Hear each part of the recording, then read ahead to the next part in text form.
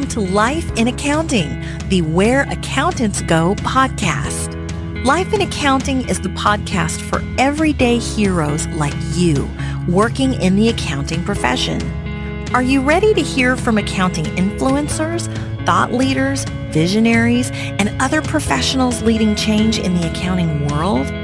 Then stay tuned for Mark Goldman, a CPA, the owner of Where Accountants Go, and your host. Welcome to Life in Accounting.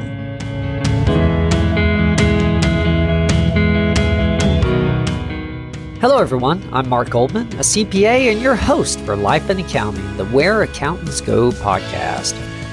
If you've been listening for a while, you know that we usually start each episode with a clip from our guest. However, this episode is going to be a little different. We actually have 4 guests on this episode, believe it or not, and I thought it just might be a little overkill to select 4 different clips, so we decided just to skip that part. This episode is special in that I've got 4 newly minted CPAs, so to speak, that are going to share their insights on both the review course that they took to help them get prepared, as well as some of their study habits and just overall the process they went through to prepare for the exam.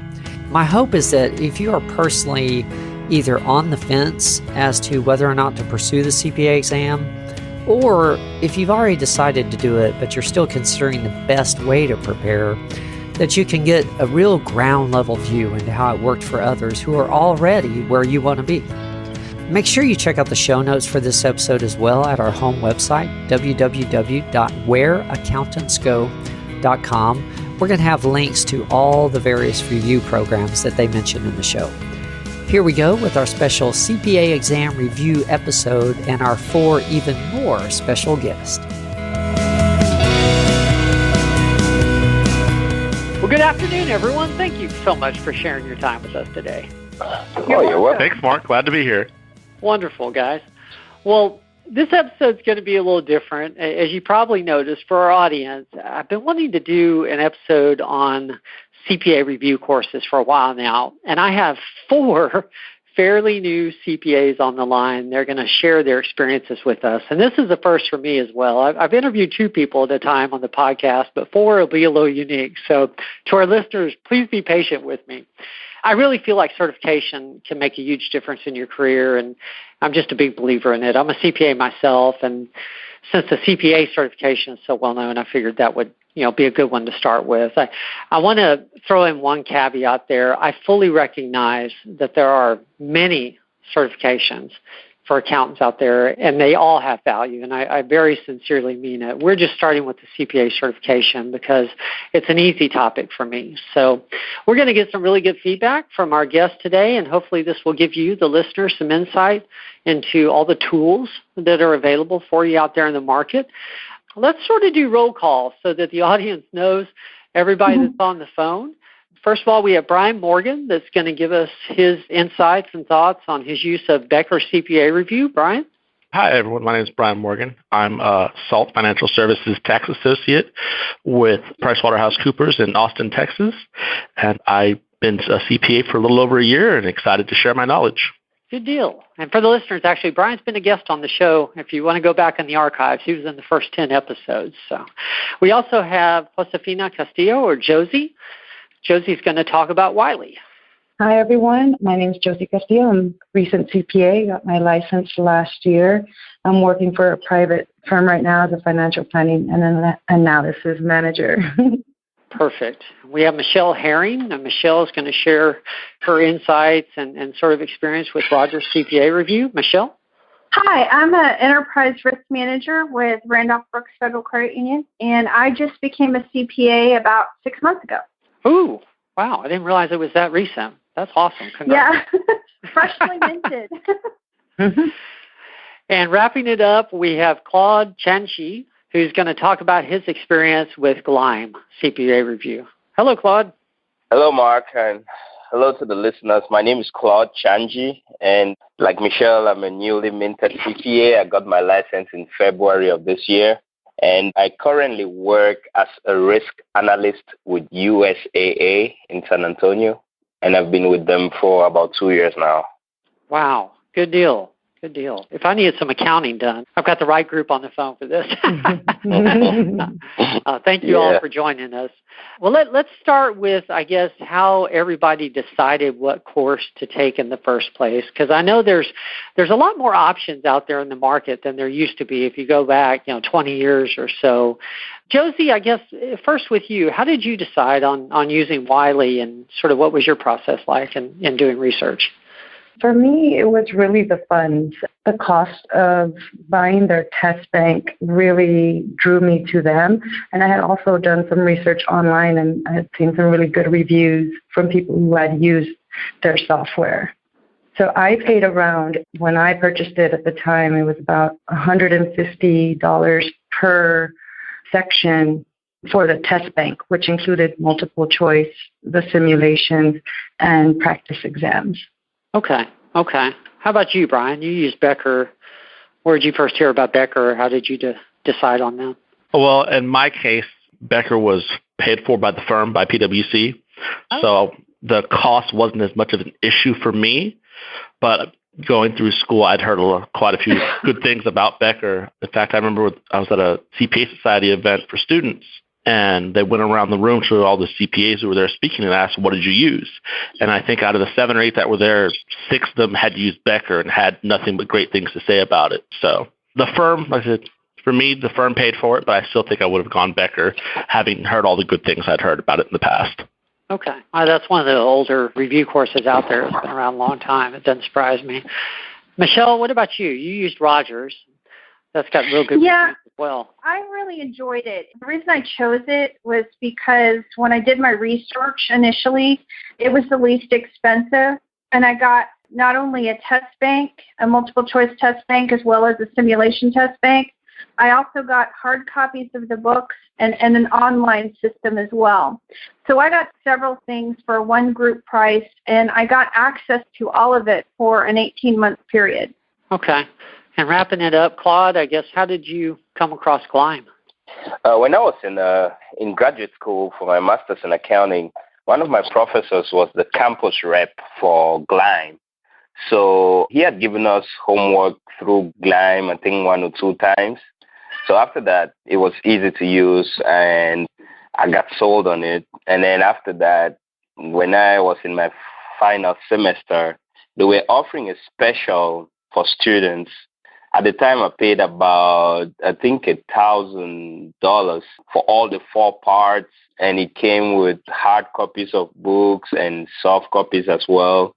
And then we had a test banks for multiple choice questions and simulations and videos for lectures and audio lectures if you choose. And then it came with a bag as well. So we had a bunch of stuff that, I think provided great value for the money that I paid. So that was the reason why I went with Gleim. Okay. It sounds like cost entered into most people's decision-making, which makes all the sense in the world. I have not researched this in a while, and I'm not sure who'd be the best person to answer this, but is there a wide variety in cost? Are we talking, a couple $1,000 difference, between packages, or, a few hundred, or does anybody know? I think if you're piecemealing it together, the price varies. Unless you want the full package, it gets more costly, but you get, of course, more bang for your buck.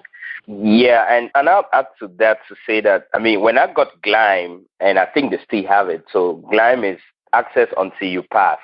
So if you fail a section, you just call them, and then they reset your material and all that, and they just reset it, and then you just send them maybe your score to say that shows that you failed, and then you redo it.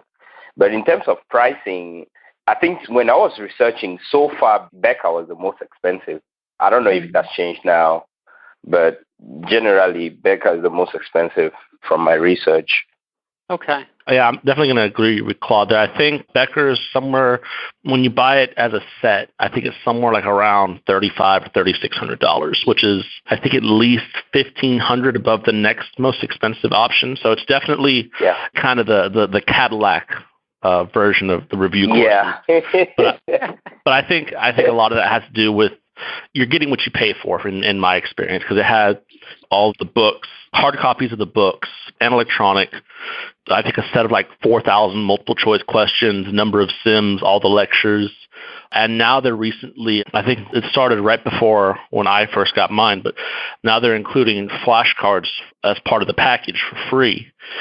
And you get both hard copy flashcards and digital flashcards using their app. And that was one of the things I really, really liked was those digital flashcards, because you could just, for those people that really like flashcards, you can just pull up your phone, open up the app, and just start reviewing whenever you had 10 or 15 minutes of time. But Becker is definitely head and shoulders more expensive than all the other review courses.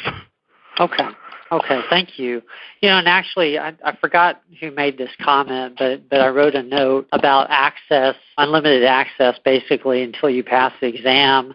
Do any of the review courses that y'all took not give you access until you pass? GLIME does. GLIME does give you access till you pass, but I think some courses give you 18 months access. I don't know. Maybe Brian can speak to that. Yeah, I know Becker, you get 18 months to start with, and they have I think they call their Becker guarantee, where you have to do all the homework, basically you have to do all the work and use all the materials they provide and get like a certain score that, show that, hey, I put in all the effort, I did everything I need to do, and I still didn't pass. And I don't know for sure, but I think you can get another 18 months. There's a fee associated with it, but I think it's pretty small. It's like $150, which, for basically renewing it, with that big upfront cost, it's kind of worth it. That's one thing I know Becker gets kind of a bad rap for, is in order to get more than 18 months, you do have to, pay another amount. Okay. Wiley, Josie, do you remember how Wiley works in that respect? From my understanding, there was also about the 18 months. Okay. And Michelle, access. Rogers? Yeah, Rogers gives you access to everything you purchased for 18 months, so you don't have to do anything. There's no proof required. You just get access for 18 months from the time that you purchase. Okay. All right. So it sounds like that 18 months is sort of a standard. It's just a matter of what the small print is around that. Okay. Thank you. Thank you very much. I hadn't thought to ask that, but that is a very important point. So Brian mentioned the flashcards and as one of the things that he really found helpful with Becker. Michelle, as long as we're talking with you, what did you find most helpful about Rogers? What did you particularly like about them? Honestly, the thing that I liked most and the thing that I found most helpful was Roger actually does the lectures, and when you're watching him, he's very goofy, but in a good way. It makes you remember the material. So he'll joke around, he'll sing songs, he's got all kind of mnemonic devices, but it really, when you get into that exam and you're so focused on the question, you remember those crazy little things, and that's kind of what helps you get past any nerves or any hurdles you may have. Okay. Does he record every video himself? Yes. Okay. Interesting. Josie, what about Wiley? Well, I actually didn't do the audio. I did Roger's audio, actually. And I have the same comments as Michelle. He is hilarious. He made it interesting. I was engaged the whole time, and I wanted to learn more. He really did keep my attention. Interesting. Okay. And that's right. You used the test bank with Wiley. Mm-hmm. I did. Okay. That makes sense. What about you, Claude? What did you find the most helpful aspect of using GLIME?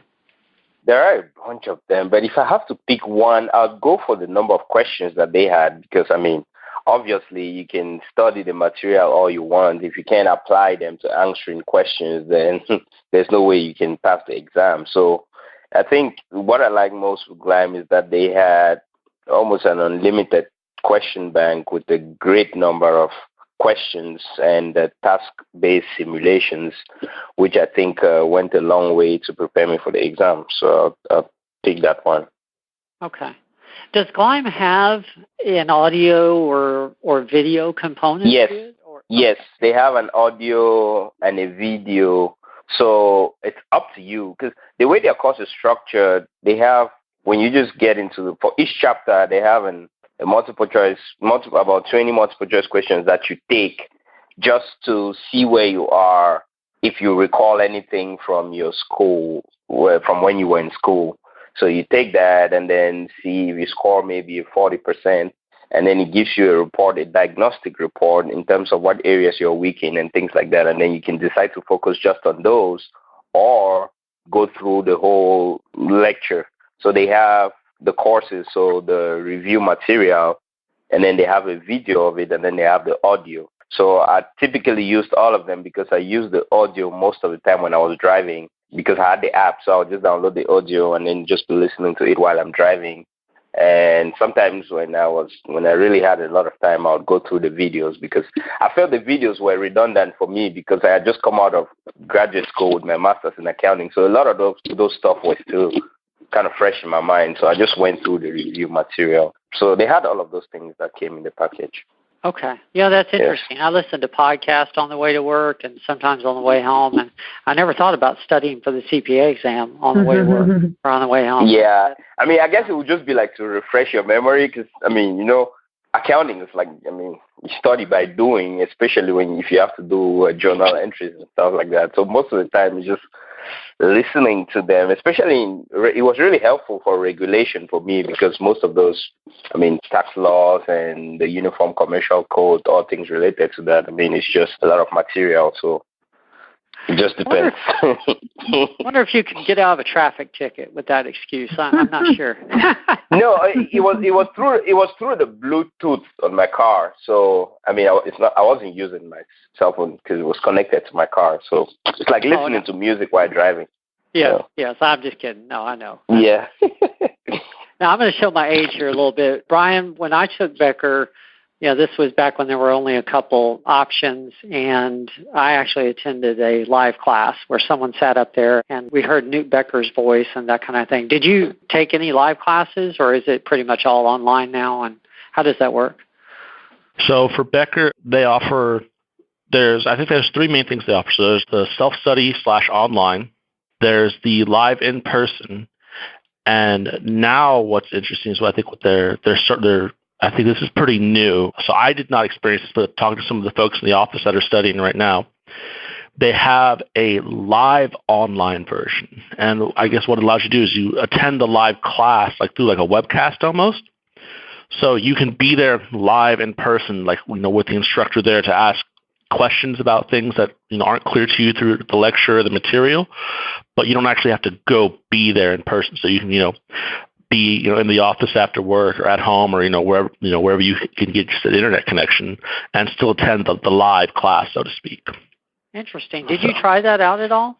I did not. It was a new option that came after I did the self-study. For me personally, I found the self-study to work best for me because of I had a pretty hectic schedule because I was working while studying. So for some people, having that live class works for them because you have, I know every day, every week, Tuesdays and Thursdays, 7:00. That's when I go and I do my live session.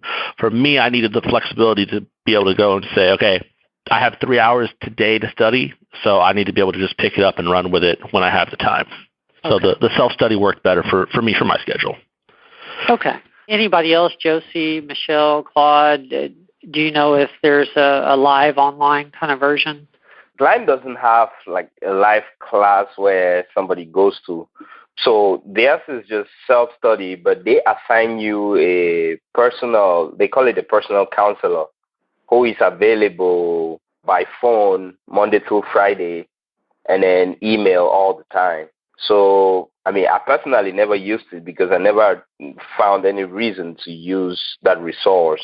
So what they do is if you have anything that is challenging for you or that you can't understand, you give them a call and you set up an appointment with him or her, and then you can meet online or over the phone or some conference call or something and then go through it, and then they can explain to you how to solve the problem that you're having.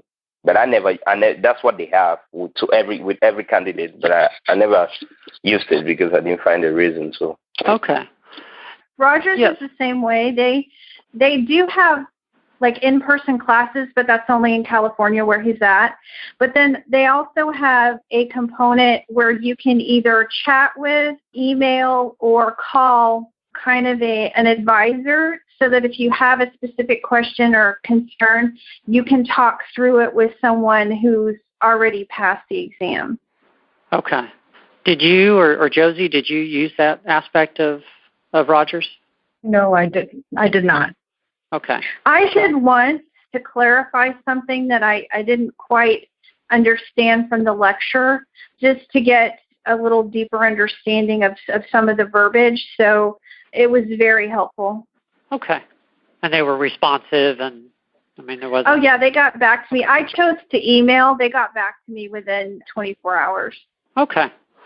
Well, let's talk a little bit about study habits and preparation time and that kind of stuff. Josie, what was your strategy? How did you go about studying and getting prepared for each section? And how much were you studying? How often? What do you think is required? I tried, the first time I took Audit was my first exam, and I failed miserably. I didn't research online how to study for the exam. I just studied for it like I had college and high school for any test. But it took like 3 to 6 months of studying, and I realized that's way too long to study. So I was trying to aim for 6 to 8 weeks, and I would take 1 week off before the exam from work because I was also working full time. Okay. To just study 24/7. Just constant multiple choice questions. I had the audio as well in my car. I would have a Bluetooth speaker with me all over the house.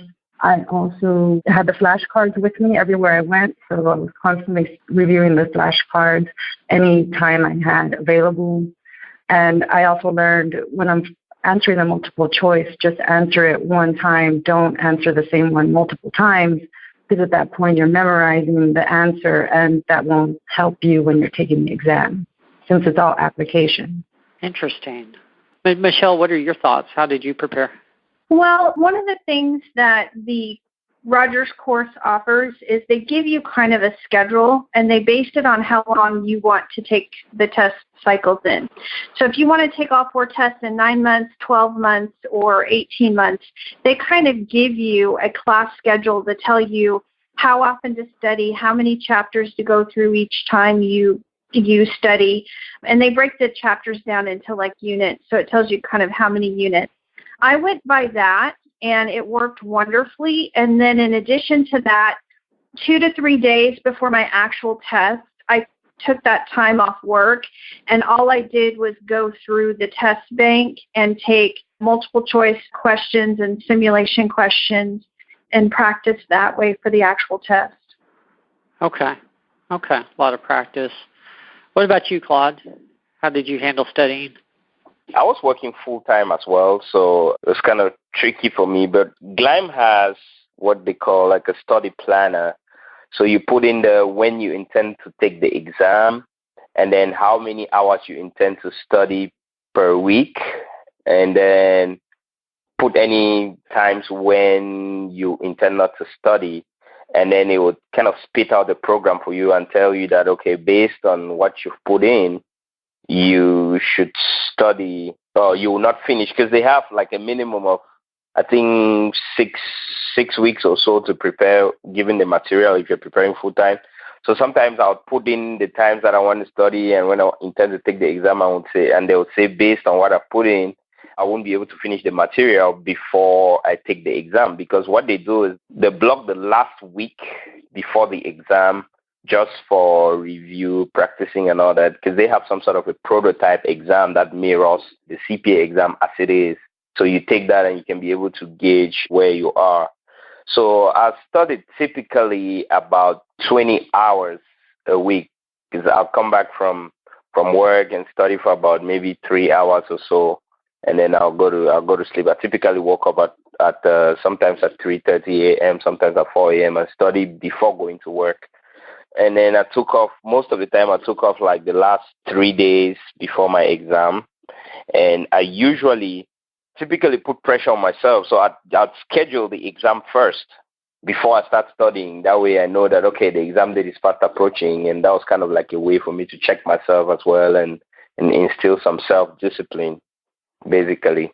So, and I found out that worked, and I was able to do that and work around it, because, sometimes I couldn't study on the weekends because I'm a big soccer guy. On my weekends, I have to play soccer. I have to watch soccer. So I typically do not study on Saturday and Sunday because that was reserved for my soccer. So I had to make my program around that.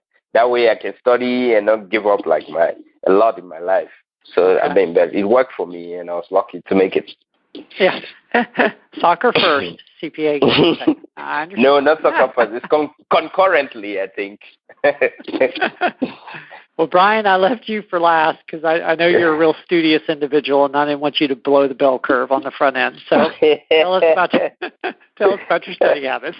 Well, interestingly enough, hearing Claude's experience, it almost mirrored mine. Same like the other courses, Becker has like a functionality where you put in how many lessons you want to get through a week, when your test date is, and it spits out, okay, week 1, you should get through this much material, week 2, week 3, so on and so forth. One thing I definitely want to highlight from what Claude said that I highly recommend is schedule your test date before you start studying, because not only does that hold you accountable, but you don't want to spend 4 or 5 weeks studying and try to schedule it a week or 2 out only to find out that the days you wanted are not available. So definitely good word of advice is schedule the test either right after you started studying or before you started studying. I just like Claude, I was studying probably about 20 to 22 hours a week.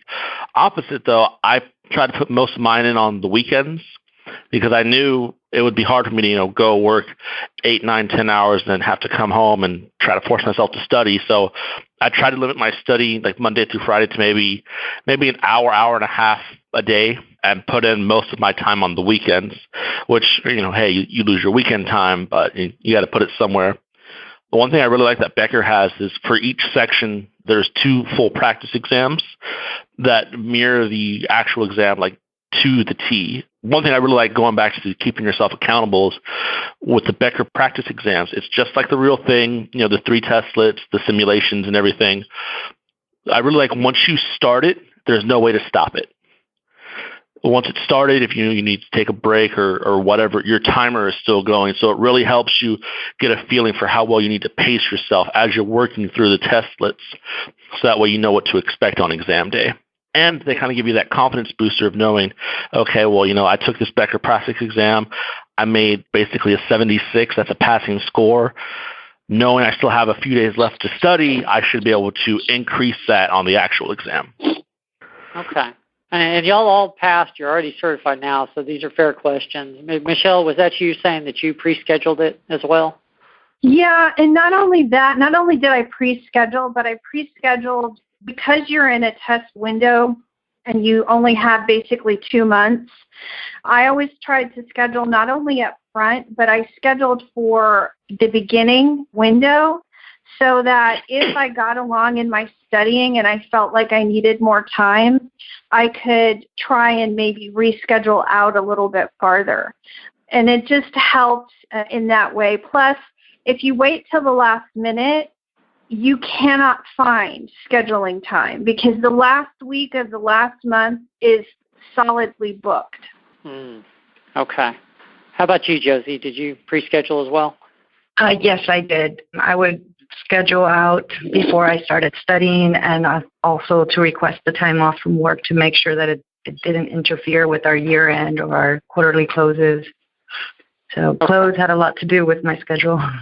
Okay, yeah. We can't forget the all-important job that pays the bills while you're trying to do all that. Oh, yeah, definitely. And on the scheduling, I think when most of us were taking the exam, they hadn't extended it such that the first 10 days of the closed month is available. I think now it's different because now the months that are typically closed have the first 10 days available to take the exam. So I think that's another plus that the new candidates can work with. Oh, I didn't know that. Okay, thank you. Thanks. One last thing I want to add, Mark.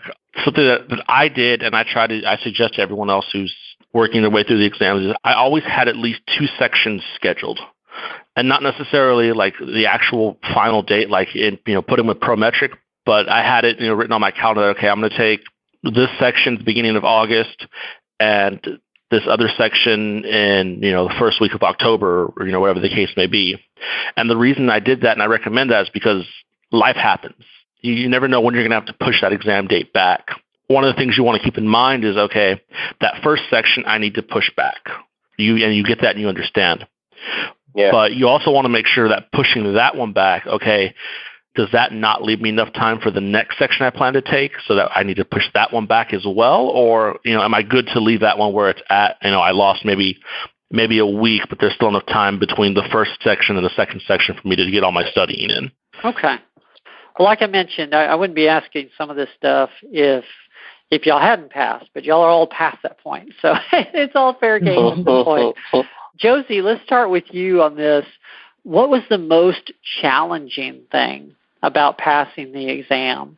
And also, I'd like to know from everybody which part they found the hardest, just from a personal standpoint. For me, was to put all my personal life, social life aside, because I am a mother as well. So having kids and trying to study and having quiet time and being able to focus. So I also found that for me, doing 10 multiple choice questions at a time and getting my grades or my results also helped me feel like I was progressing and moving forward, especially with the constant distractions in my life. So that really helped me. But that was really, really challenging, is the amount of effort and time it really takes to sit down and really comprehend and absorb all the data. Because from what I was told, each exam is like 6 college courses in one. So it's a lot of information to try to recall when you're under pressure. And when you're taking the exam, I don't know if it's still the same, but at that point, the time would continue to tick, even if you took a restroom break. So every minute counted, every second counted. Sure. Which part did you find the most challenging? Which section? For me, was regulation, only because I'm not a tax accountant. So okay. That one was very challenging for me. Okay. What about you, Brian? For me, most challenging was just trying to find the time to study. I don't know if everybody's like this, but for me, to get a real good, solid study session in, I need a few hours. I'm not one of those people that can kind of pick up half an hour here and, 35 minutes there.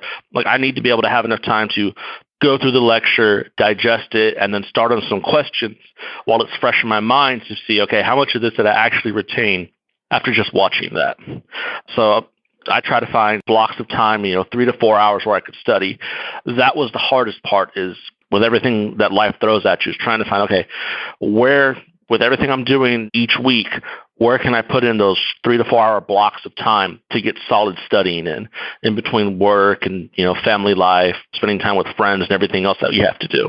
Sure. Which part did you find the most challenging? So for me, the most challenging, and I think a lot of people will say this, was FAR, just for the sheer amount of information that's in there. But I will say, I was actually surprised at how difficult I found BEC. Simply because, like FAR and BEC are similar in that they each had buckets of information that don't touch. So BEC, for example, has some stuff on finance, some stuff on information systems, some stuff on cost accounting. On risk management, on uniform commercial code. And none of those buckets touch each other. Whereas with reg and audit, a lot of things overlap. So, weakness in one area, you can kind of compensate with strength in another. But for both FAR and BEC, since you have bucket A, bucket B, bucket C, if you don't do well in bucket B, there's no other bucket that kind of covers that to help you. So I was a little surprised. That was actually my lowest score, BEC, believe it or not. Okay. Claude, what are your thoughts? You were chiming in there a little bit. What did you find most challenging?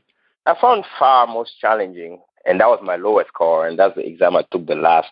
I think it's because of so much information that it has, and I think one of the reasons and debates that we've always had is the rules-based nature of accounting.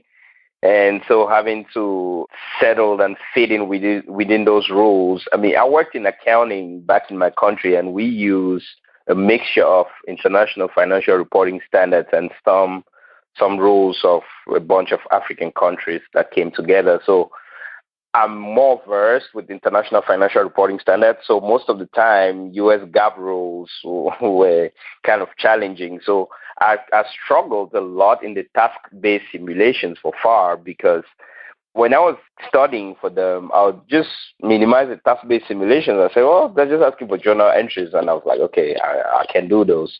But then in the exam, I found myself struggling with those. So I think FAR was more challenging for me. And in terms of what I found most challenging, I'm a little bit like Brian too, because, I work with people that I see they'll take their lunch break and try to study something. I'm not like that. I cannot study during my lunch break or during 30 minutes, or it doesn't just make sense for me. Maybe it's because of my habits down the years, but I need to be able to sit down and focus in a quiet place and get like 3 or 4 hours in. So the most challenging part for me was really just finding the time to study. And then once I got to studying, there's a tremendous amount of information to absorb and be able to selectively remember, because not all of that is gonna get tested in the exam. So I think that's the most challenging part for me while I was studying for the exam. Okay.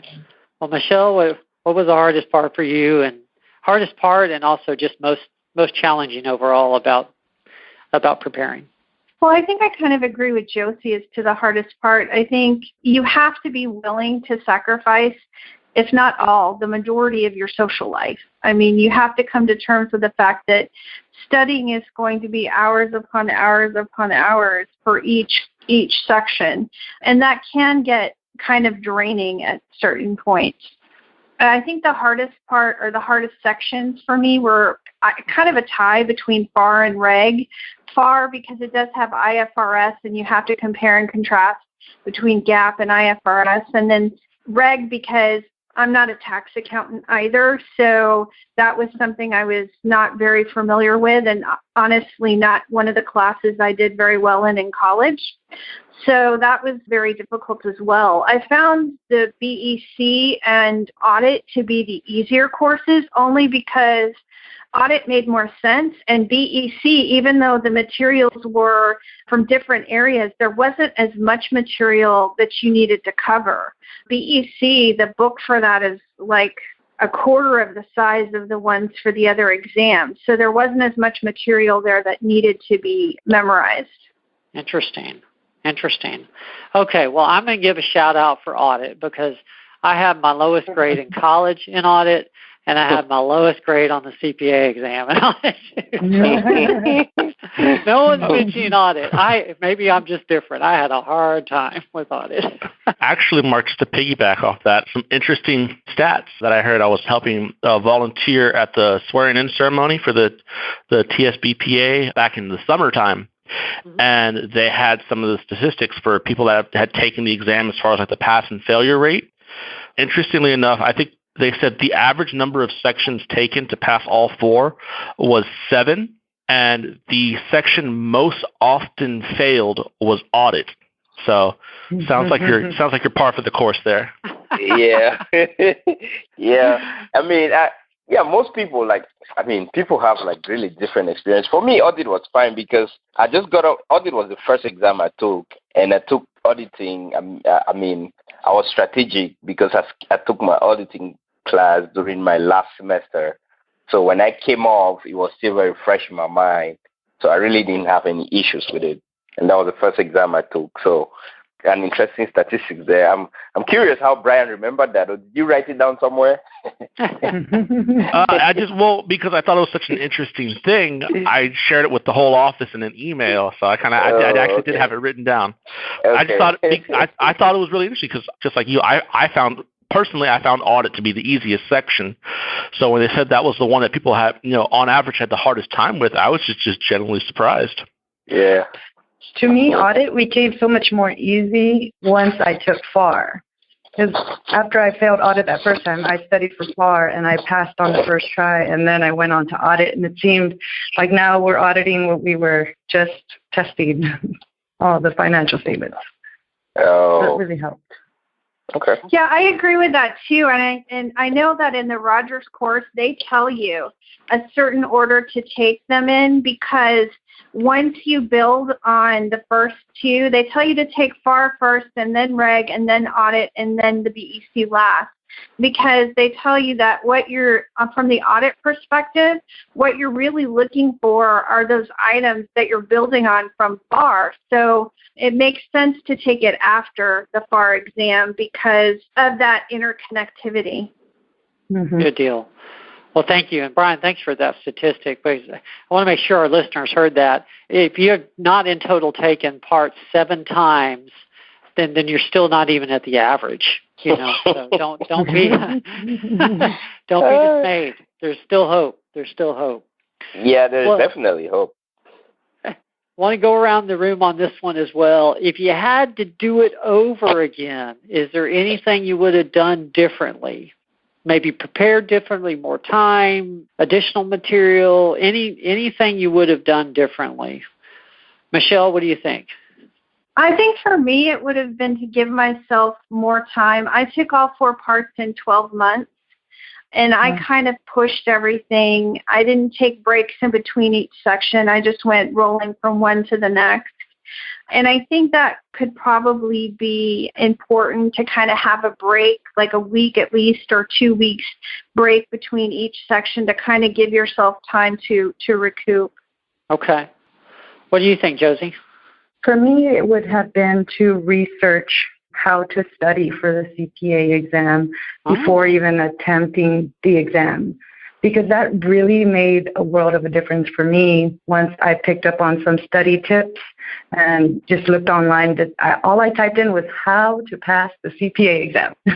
And I found a few websites, and it really helped me, and it changed my way of looking at the exam, because that first section that I failed the first time I took it, it took me a year to get the courage to take the exam again, because I was so devastated from failing, because that's not who I am and I'm not used to that. So it really hit me hard. But, you know, I had some motivation here at work, and I did that research, and I started studying again and in less time, and I passed my exam, and that's really all I needed to keep moving forward, and just pushed until I passed all 4. That's a good point. That is a good point. What do you think, Brian? So I will say hindsight is 20/20. Like I said at the beginning with Becca, you really get what you pay for. I went 4 for 4 over 9 months while working full time. So I definitely think it's worth the cost. I mean, you're going to get what you pay for.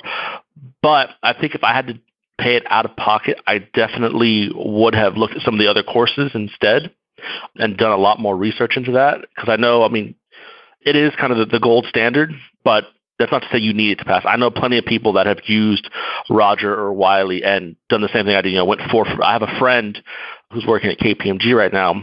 I think he's 3 for 3 so far in about 4 months using Wiley.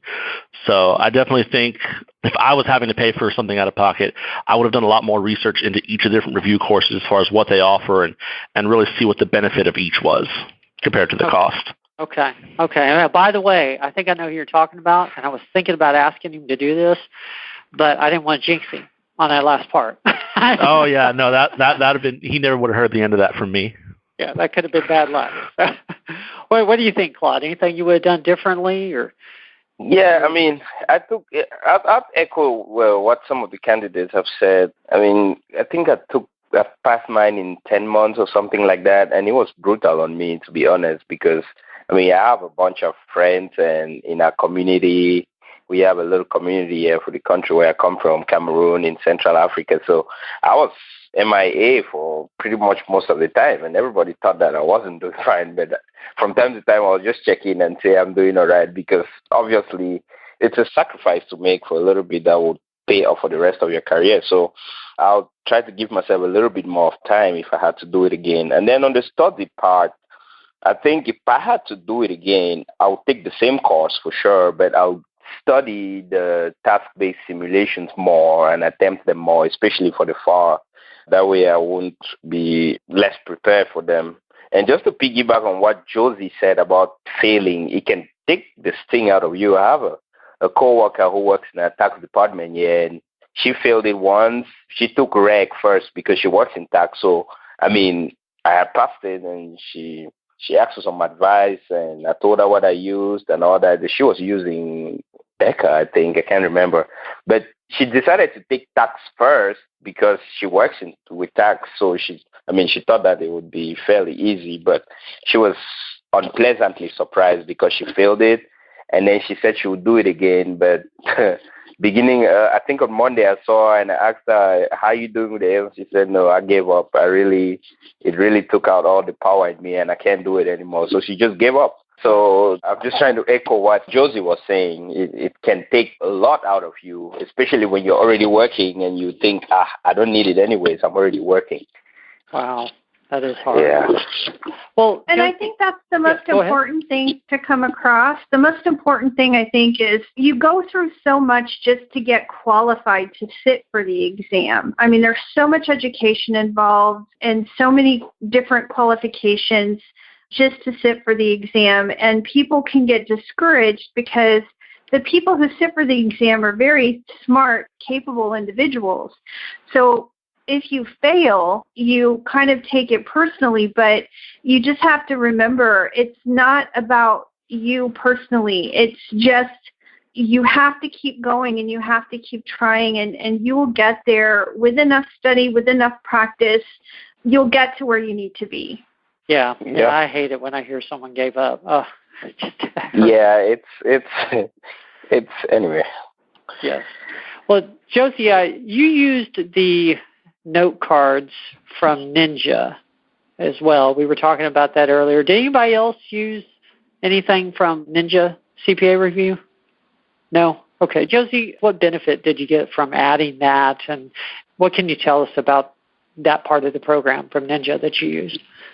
I used Ninja multiple choice and their flashcards, but their multiple choice the test bank did freeze up on me a couple times, but they sent out emails stating the issue and that they were trying to fix it. The only issue with me was it was right around my study time, so I really needed to access the database.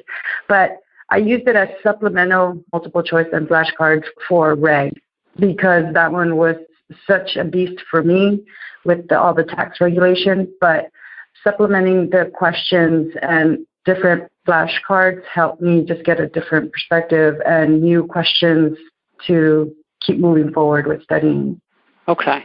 I was curious because I've heard of other people supplementing whatever program they're using with the flashcards from Ninja. And I think they're priced really economically. Really affordable.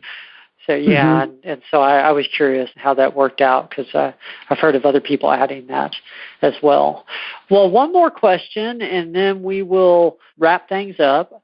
I want to go around the room, and I guess tell me what I didn't ask about that you think our listening audience should know, or for someone that's out there either thinking about pursuing the exam, thinking about how to study for the exam, about to take the exam, considering maybe the program that you used, anything you think that you'd like to add that we didn't cover as of yet. Brian, what do you think? I think the most important thing for anybody studying, even more important than what review course you pick, is you need to make sure you have a support system. You need to make sure your friends, your family, coworkers, everybody's on board and they know how important this is to you, and they're there to help keep you up and keep you going. I know for me personally, having my wife there to kind of shake me awake because I would fall asleep trying to get through like a 2-hour lecture, it was really helpful in just understanding that, hey, every Saturday I'm going to be doing this for 6 or 7 hours, and understanding that, okay, hey, it's something really important that I'm going to help out any way I can. So a support system, if you can find a study buddy, that's even better. Going back to, I think we had that thing with accountability early on. If you can find someone who's also studying, whether it be a former classmate, somebody at work, whatever, and you can both help to keep each other focused and motivated as you work through each of the sections. Wonderful. Josie, what do you think? What didn't I ask about that maybe you'd like to add? For me, it's, Brian said, having your support system, most definitely. I wouldn't have been able to pass without my support system as well as my family there. But also there is a Facebook study group for each CPA exam section, and you can request to be added to the group. And they ask questions, people that are stuck on a problem. Some people go in and they answer the questions and then they start discussing the questions. I actually also found someone to study with from here locally, from that study group. So that really helped me while I was going through the exams. And also sometimes you just need a little break, and going online, hearing other people vent also helps. You feel normal again.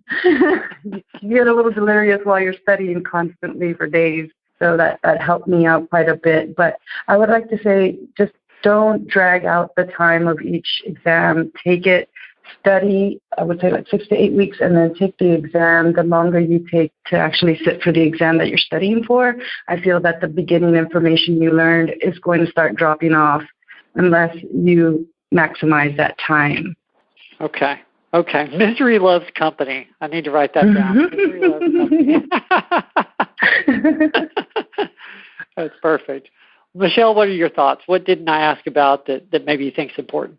Well, the one thing I know we hadn't talked about when we talked about choosing courses is the fact that the exam changes every 6 months. And so it's important when you're looking at courses to determine whether the courses have kept up to date with those changes and how they may affect how you need to study and what materials may be different. That's a good point. Yeah, I hadn't thought about that. Good point. What do you have to add, Claude? What didn't we talk about that is important to add? It's a tough act to follow. All these people, I think they've said everything. But I'll definitely echo Brian's point again about the support system. I think that's tremendous in this case, and say that sometimes most people who are taking the exam have been out of typical school for a long time. So I think they put more emphasis on the review course, and things with the capitalist economy, which the U.S. is, everything is driven by sales and marketing. So everybody that is writing everything online, it's about, okay, buy my product because of this and that. Everybody's guaranteeing it. But like Brian said earlier, I think irrespective of the course that you take, if you study and put in the work, I guarantee that you're going to pass. If you take Becker, which is, they have the guarantee, and you don't do what they do, you definitely fail. The same as you can take climb and study and put in all the work and pass. So I think what is most important is not the course that you're going to use to study, but how dedicated and committed you are. So first and foremost, you have to realize how big the sacrifice and the challenge that you're going to have is, and then you can know how to better tackle it and keep abreast also with the changes. Like now the exam has changed from when we took it. Now it's going to be a little more difficult because now it's more application instead of just testing what people memorize. You're going to have to apply what you learned. So I think it's going to be slightly more difficult. So it means that the preparatory landscape also will be different. So it's good to keep that in mind also while preparing for the exam. Wonderful. Well, thank you, guys. Thank you all for sharing your time on this. I really hope and expect that this is going to make a difference with somebody that's out there thinking either they can't do it or they can't quite get through it or they're not sure where to start. I think all of y'all have just really, really added a lot. And I'm going to piggyback on what you guys just said. It's a concept of delayed gratification. It's like spending money now or saving some of it to invest in the future. You have to put in the time now and maybe not put in that time elsewhere for a short while, but the reward is great. So it really does make a difference. And if you consider the cost of not taking the exam, it's way higher than the cost of taking the exam, because there's going to be that time down the road when you have all the experience that's necessary, and maybe it comes down to you and another person for a promotion or for a leadership position, and maybe just the fact that the person has those 3 letters after their name or some other 3 letters will be the changing factor. I think that's when that cost is really going to come in. So I think the sooner the better. Yes, I agree. I firmly believe, obviously it depends on when you become certified, but I can easily say it makes the difference in a couple $100,000 in your career potentially, depending on what you decide to do, and could be much more. So thank you for adding that. Well, for our audience, this has been another episode of Life in Accounting, the Where Accountants Go podcast. I did want to mention, if you have not yet visited our home website, that's www.whereaccountantsgo.com. In the show notes for this particular episode, we're going to list links to every single review course that was discussed. So if you want to go ahead and do your own research and figure out what works best for you, you'll be able to hook up to it directly from our website. Once again, that's www.whereaccountantsgo.com. And on that note, I want to make one final round around the room. Any final thoughts or advice or words of wisdom for the listening audience? Brian, what you got? Just remember, it's not a sprint, it's a marathon.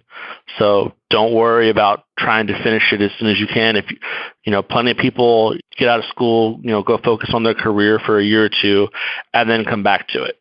If you can get it out of the way early, that's great, but don't think you have to. Beautiful. Josie? For me, it is do not give up, ever. Just keep trying and trying, because you will eventually get there. I say every failure is just pushing you forward to your success. Just keep trying. I promise you can pass. I had a lot of challenges during my time studying, and I was able to overcome them. So I believe that anyone can overcome their situation as well. Beautiful. Michelle? Study and you will pass. I love it. Short and sweet. Study and you will pass. And Claude, what do you think? I'll say to whoever's out there thinking about this exam, just go for it. And remember, comfort is the enemy of achievement. Everywhere you're comfortable, there's no growth. So if you're feeling uncomfortable in the study time that you're getting or the time away from friends, just know that it's because you're about to grow into something. So just keep at it, and it will eventually pay off. Ooh, very philosophical, everybody. Thank you. Well said. Well said.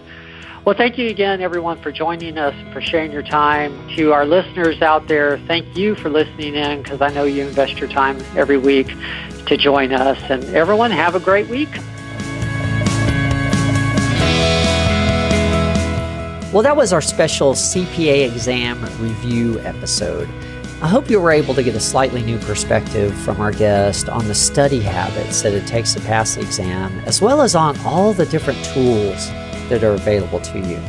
Please check out our show notes page at whereaccountantsgo.com. That's www.whereaccountantsgo.com, where we're going to be sure to have links to all the different review course options that were discussed on this episode. Thank you again for listening. We'll see you next week.